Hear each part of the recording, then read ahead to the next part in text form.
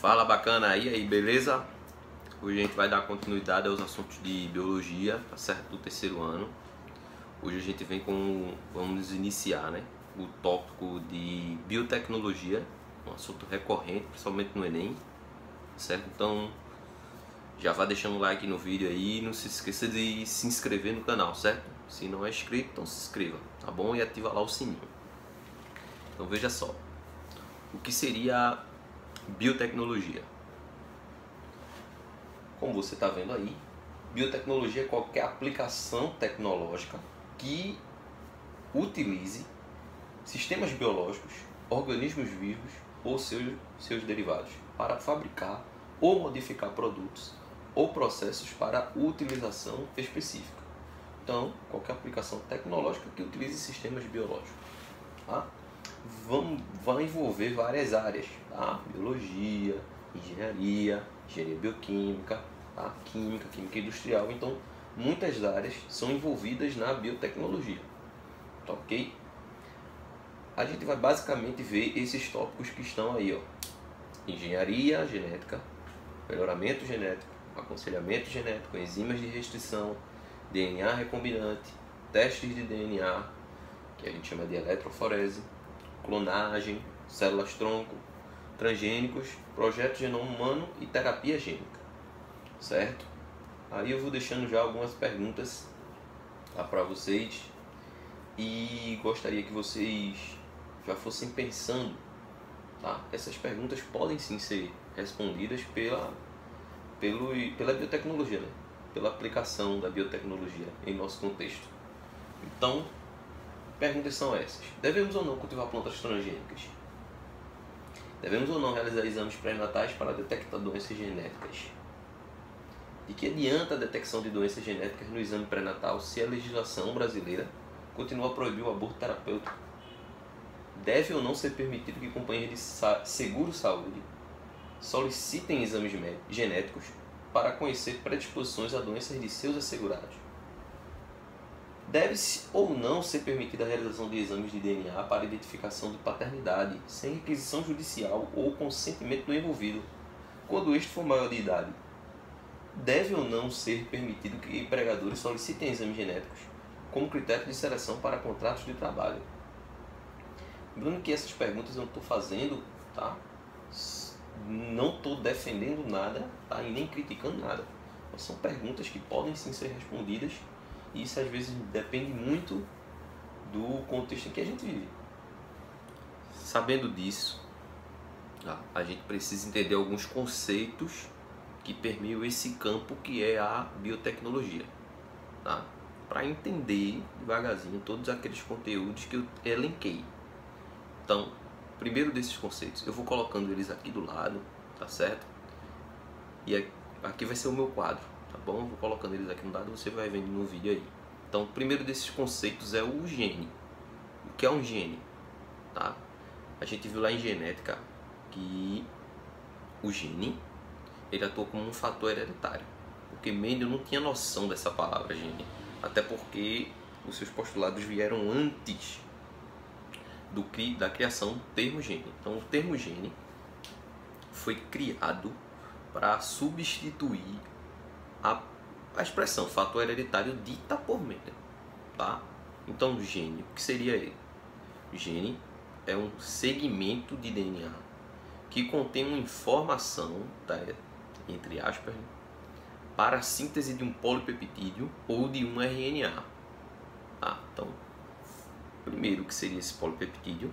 Polipeptídeo é uma molécula grande, tá certo? Que ela tem como suas subunidades aminoácidos, tá certo? Então, esse polipeptídeo, dependendo do tamanho dele, ele pode formar uma coisa chamada proteína. Então, toda proteína é um peptídeo, é um polipeptídeo, desculpa, tá? E o que seria esse RNA? RNA, você sabe muito bem que é um tipo de ácido nucleico, tá? Só que o RNA, ele tem três tipos. Tem um RNA mensageiro, que é justamente o que traz essa informação dita no conceito de gene, tá? Tem um RNA transportador, tem esse nome transportador porque ele transporta aminoácidos, e tem um RNA ribossômico, que tem esse nome ribossômico porque ele vai formar o ribossomo. Tranquilo até aí? Então, antes também precisa se entender um pouco do dogma central da biologia, que eu vou jogar aí na tela para vocês.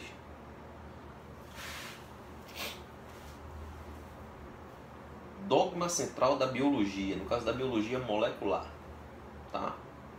Então você tem aí 5 processos, que você está vendo. O primeiro deles é a replicação do DNA, tá? Onde uma molécula de DNA ela pode ser duplicada, tá? Essa palavra replicação é a mesma coisa que duplicação. A partir de um DNA eu posso formar um novo DNA. O segundo processo, você está vendo aí a setinha vermelha indo para a direita, é a transcrição. É um processo que a gente tem que focar nele, tá? Transcrição é, a partir de DNA, da molécula do DNA, eu vou obter um molde para formar a molécula de RNA, certo? O terceiro processo, tá? Que é o também com a setinha vermelha para a direita, tá? E você está vendo aí, eu estou marcando para você ver, é a tradução, que é justamente a formação da proteína do polipeptídeo a partir do RNA, beleza? E os dois últimos processos são os processos que estão com as setas azuis. O primeiro deles, a seta azul indo para a esquerda, você percebe que ela vai do RNA para o DNA. É um processo conhecido como transcrição reversa. Acontece nos retrovírus, que a partir do RNA eu vou obter um molde para formar o DNA. E a replicação do RNA, tá? Então replicação é a mesma coisa que duplicação. Então a partir de um RNA eu posso formar um novo RNA, duplicá-lo. Beleza? Pronto, então sabendo disso, certo? Vamos entender que cada cromossomo, os cromossomos que tem nas nossas células, tá? Ele é formado por uma única molécula de DNA. E essa molécula de DNA, ela possui milhares de bases, as bases nitrogenadas, tá?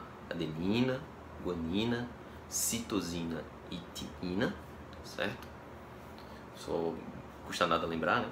E milhares de informações genéticas. Cada informação genética dessa, ela pode ser considerada um gene.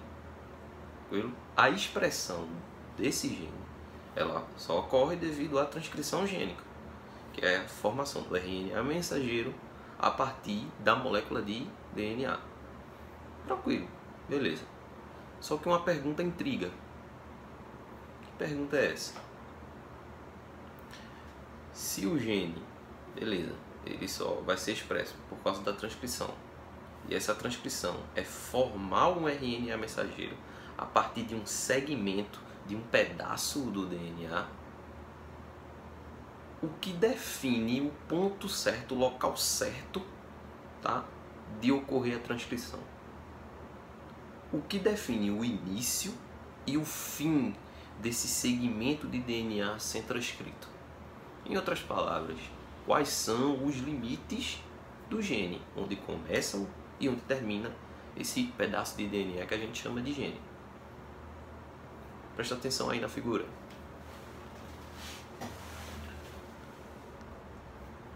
Pronto. O que você está vendo aí é um esquema da transcrição gênica, de como ocorre o processo de transcrição gênica. Não se preocupa. Na descrição do vídeo eu vou deixar um linkzinho. Você clica nesse link, vai direcionar para um outro vídeo onde mostra de forma mais didática, até em 3D, como ocorre esse processo de transcrição, para você entender melhor, tá certo? Então, depois que terminar, então você dá uma pausa nesse vídeo aqui agora, clica no link e vai ver como é que ocorre a transcrição. É bem simplesinho, tá? Bem rápido. E depois você continua aqui na aula. Então veja só. O que você está vendo aí é um processo da transcrição gênica, de forma esquemática. Essa primeira etapa, quer dizer, o processo de transcrição gênica é dividido em 3 etapas. Tem o início, que é essa primeira foto que a gente está vendo aí, que vou marcar aí para você estar vendo que essa estruturazinha que eu estou marcando, ela é uma enzima, tá? E o nome dessa enzima, ela é polimerase do RNA. Tá? Qual é a função dela? Ela vai dar uma lida, ela vai ler o DNA para formar o RNA mensageiro, certo? Mas onde é que ela vai ler o DNA? Ela vai ler naquele ponto específico onde começa o gene, onde tem o início do gene. Então, esse ponto específico, tá? Esse sítio de início que a gente chama, ou região promotora, tá? É onde começa o gene. Então, ela vai começar a ler o gene a partir daí, certo? A segunda etapa, né, é o alongamento. Então, a partir daquele ponto da região promotora, essa enzima RNA polimerase, ela vai deslizando pelo gene, tá? Pelo DNA, pelo segmento do DNA, e vai formando o RNA mensageiro, certo? E a terceira etapa, ela vai chegar em um certo ponto, tá? A área final do gene, é o fim do gene, que é onde tem a sequência de término, certo? E quando ela chegar aqui, ela para de ler esse DNA porque ela formou o RNA mensageiro no final do processo, que era o que lhe interessava, é formar esse RNA mensageiro. Então são 3 etapas. Início, que começa na região promotora, é o início do gene, tá? Vai se alongando para formar o RNA mensageiro, e quando chegar na sequência de término, ela para de ler o DNA. Então o início do gene é a região promotora e a região final é a sequência de término. Beleza? Bom demais, entendendo tudo, tranquilo, calmo, tranquilidade na quebrada, como diz meu amigo professor Fagner, né? Mas, veja só, nós, tá, somos seres eucarióticos, mas também existem seres procarióticos. Existe diferença quanto aos nossos genes? Sim ou não? Vamos responder essa pergunta aí, tá? Vamos colocar o modelo. Como você observa aí na imagem, a diferença entre o gene bacteriano procariótico, mesma coisa, tá?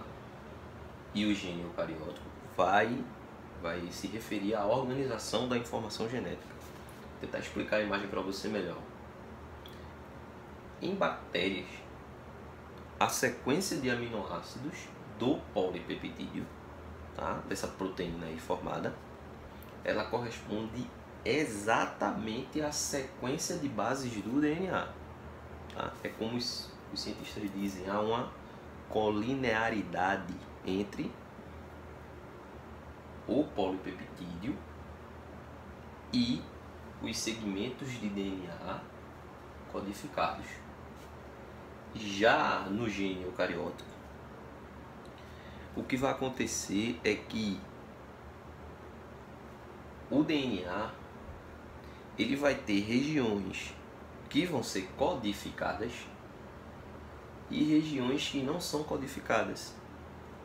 Essas regiões, esses trechos que têm a informação, que são codificados, eles são chamados de exons.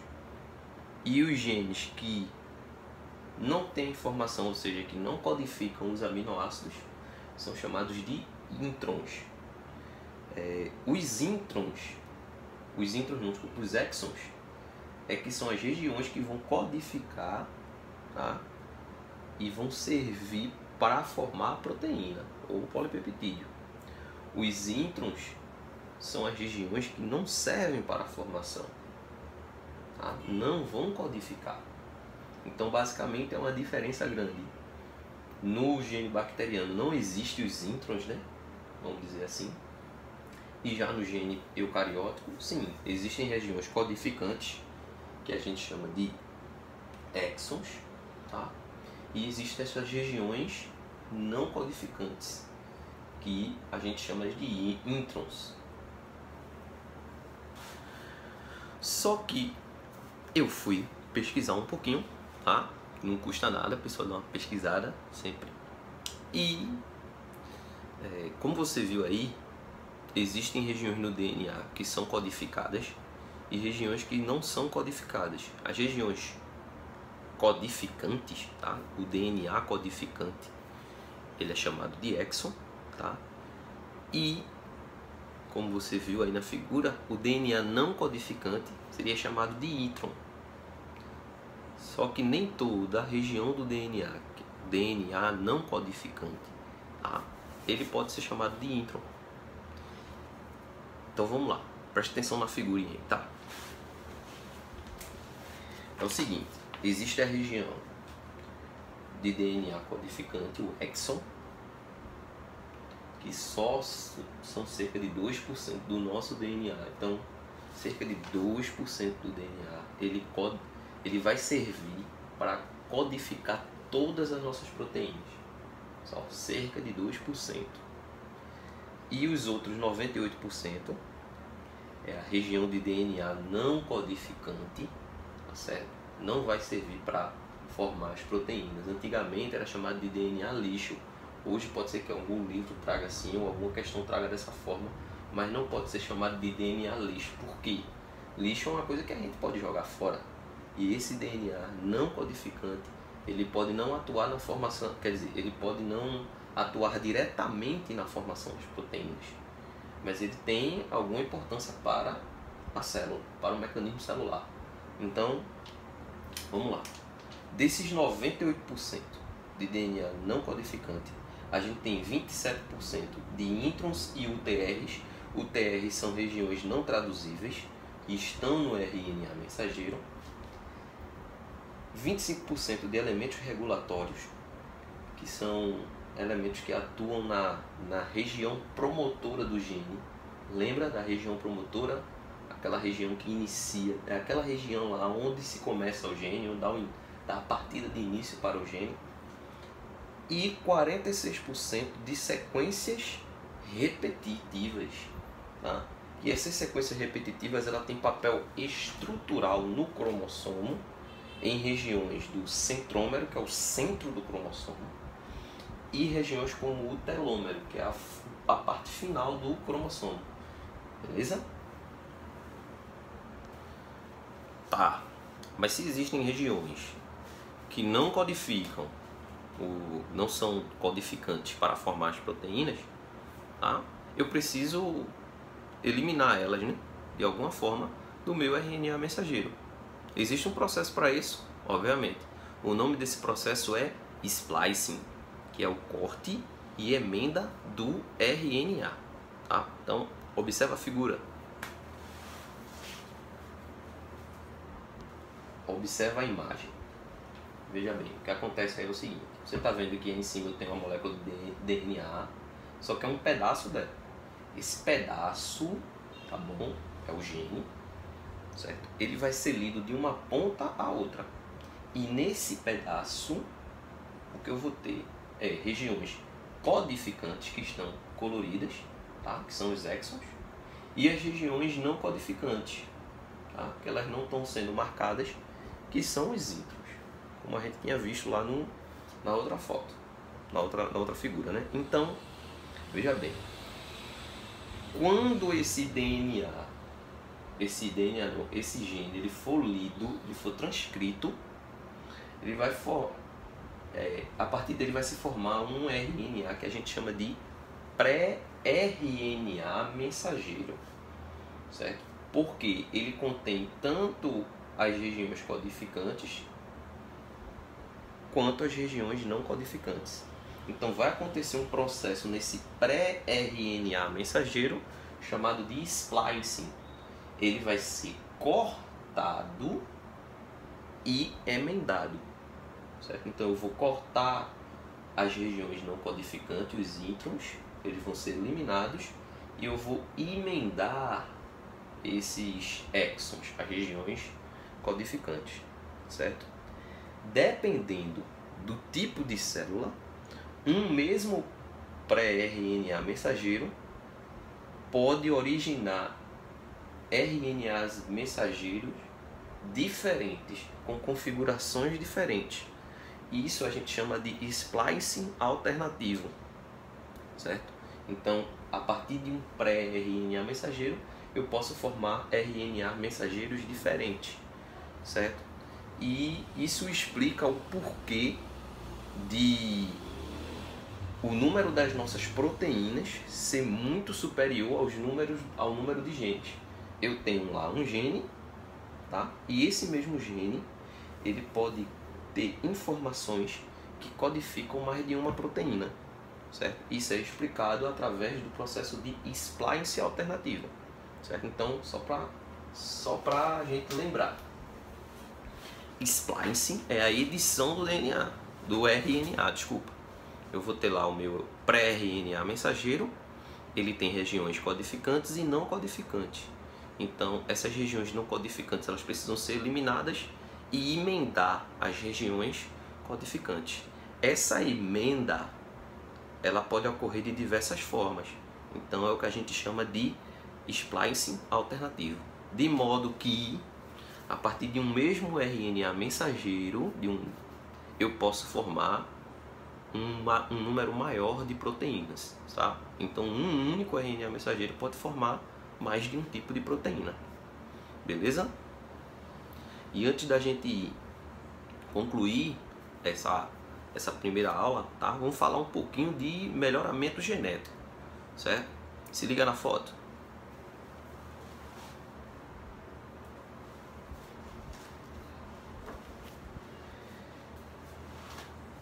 Melhoramento genético, o que seria isso? Tá? Técnica que consiste em selecionar e aprimorar as qualidades das espécies, tendo em vista sua utilização pelos seres humanos. Tá? Esse melhoramento genético, inicialmente, ele foi feito de forma intuitiva, certo? O que é que você está vendo aí? Você está vendo dois tipos de gado, tá? Um gado Shorton e o outro gado Zebu. Tá? O primeiro, ele é excelente produtor de carne, mas sensível a doenças e ao calor. E o segundo, ele não produz carne tão bem quanto o primeiro, mas ele é resistente a doenças e ao calor. Então, por que não fazer o cruzamento entre esses dois para originar um gado que seja excelente produtor de carne e resistente a doenças e ao calor? E foi o que aconteceu. Nasce uma nova variedade, que é o gado Santa Gertrudes, tá certo? Isso aí foi de forma intuitiva, não tinha estudo sobre isso, né? Beleza. Sabendo disso, novos conceitos, né, e o desenvolvimento de novas técnicas tornam possível aperfeiçoar esse melhoramento, tá? E começar a ter estudos científicos em cima disso, tá? Isso é um ponto importante porque muitas qualidades de valor econômico, como fertilidade de animais, de plantas, tá? Tamanho e quantidade de grãos, produção de carne, de leite, de ovos, resistência à doença, como foi falado aí, tá? Elas são condicionadas por gene e que interagem fortemente com fatores ambientais. Então a genética deu uma importante contribuição para a agricultura e para a pecuária nesse sentido. Então dentro do melhoramento genético a gente pode estudar a possibilidade do fenômeno da heterose ou vigor híbrido. O que seria isso? Em algumas espécies, os seres híbridos são superiores a linhagens puras por possuírem muitos genes em condições heterozigóticas, em contraste com as linhagens puras altamente homozigóticas. Ou seja, os seres híbridos são superiores às linhagens puras, tá? Levam vantagem em algum sentido. Geralmente essa vantagem tem a ver com qualidades de valor econômico, vamos dizer assim, tá? Então, presta atenção na imagem, tá? Eu tenho 4 linhagens aí de milho, linhagem A, B, C e D. tá certo? A linhagem A, vamos dizer que é uma planta mais vigorosa. A linhagem B, ela é uma planta mais resistente a doenças. Linhagem C é uma planta que tem espigas maiores. E a linhagem D é uma planta que é mais uniforme. A espiga é mais uniforme. Então, o que vai acontecer aqui é que eu vou fazer uma polinização de B em A, ó, tá vendo aqui o processo, polinização, e vou obter, espera-se obter um híbrido. Um milho que tenha genes tanto de A quanto de B, certo? Então, ele vai ter os genes, esse híbrido, ele vai ser uma planta mais vigorosa e mais resistente à doença. Ou seja, ele tem as duas características dos parentais unidas nele, tá? Já a linhagem C e D, fazer a polinização aqui, ó, de D em C, vou obter um híbrido. Esse híbrido, ele vai ser uma planta com espigas maiores e mais uniforme, ou seja, ele leva vantagem em relação aos seus parentais. Por último, eu faço um cruzamento entre esse milho, tá? Que é híbrido de A com B, e esse milho que é híbrido de C com D. Então, espera-se obter um duplo híbrido, certo? Ou seja, ele vai ter todas as características de todas as linhagens puras aqui, ou seja, ele vai levar vantagem a todos os seus parentais, tá? O nome desse processo aí é, como já disse, vigor híbrido ou heterose, tá? Esse processo, ele teve tanto sucesso que muitos alimentos que a gente tem hoje, tá? Elas ocorrem através desse processo de heterose ou vigor híbrido. Existem vários, morango, tomate, vários vegetais, tá? E acontece também no caso das galinhas, tá bom? Beleza. A gente falou da parte boa do melhoramento genético, até porque o nome é melhoramento genético, é para melhorar, certo? Mas ele só tem pontos favoráveis, não tem pontos desfavoráveis. Lógico que existem problemas decorrentes desse melhoramento genético. Vamos elencá-los. O principal problema do melhoramento genético é que surgem linhagens com pouca variabilidade, pouca diferença entre genes, genética entre os indivíduos, tá? Isso faz com que aconteça o quê? A redução da capacidade de adaptação. A população ela vai se adaptar de forma menos eficaz às alterações do ambiente, tá? Os antigos agricultores, tá? Mesmo antes do desenvolvimento da genética, já tinham problemas com isso, tá? E era comum o plantio de diversas variedades, o que aumentava a chance de preservar alguma parte da lavoura, tá? Porque podia acontecer algum tipo de fenômeno ambiental, certo? Como uma seca, uma enchente, praga.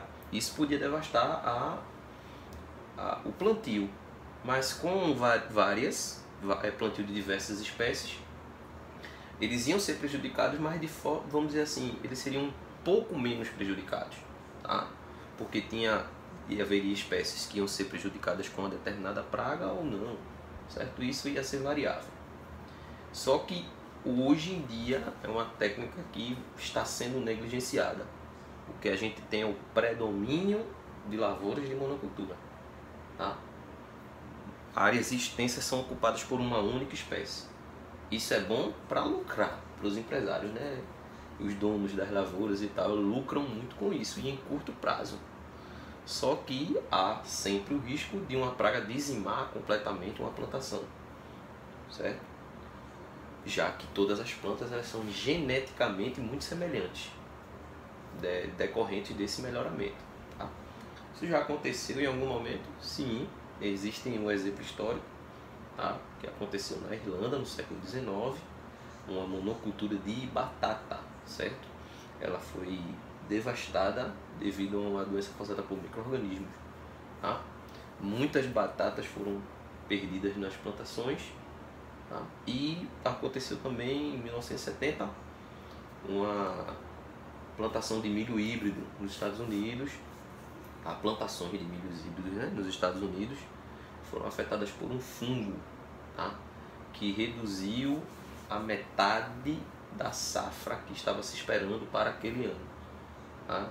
E isso trouxe transtorno na economia e tudo mais, certo? Então, espero que vocês tenham gostado dessa primeira aula, certo? É a primeira etapa de biotecnologia, a gente viu alguns conceitos hoje e próxima aula a gente vê mais um pouquinho, certo? Cheiro na criança, cheiro na família e estuda a miséria.